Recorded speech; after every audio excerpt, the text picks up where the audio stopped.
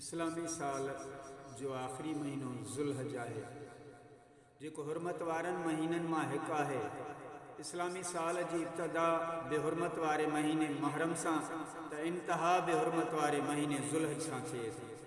हिन माह में इस्लाम जो पंजो रुकुन हज अदा कयो वेंदो आहे। ही माह अल्लाह जो पसंदीदा महीनो आहे।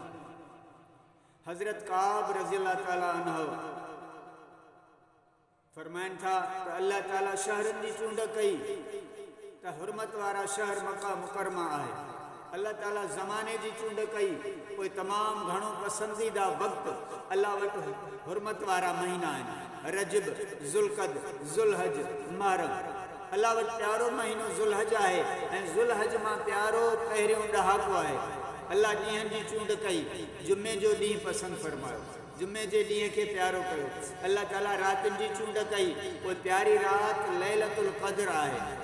पोइ ॾींहंनि ऐं रातिनि में अल्लाह साईं घड़ियुनि जी चूंड कई।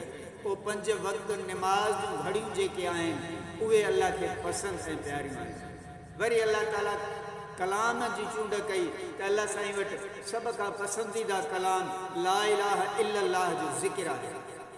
ला इलाहा इल्लल्लाह जो ज़िक्र जेको कंदो उन जूं 10 नेकियूं लिखियूं वेंदियूं ऐं 10 गुनाह बख़्शा वेंदा। वरी अल्लाह तबारक व तआला जो कलाम आहे अल्लाह अकबर त इहो अल्लाह जे जलाल जो कलमो आहे। इन जे एवज़ 20 नेकियूं लिखियूं वञनि थियूं, 20 गुनाह बख़्शा वञनि।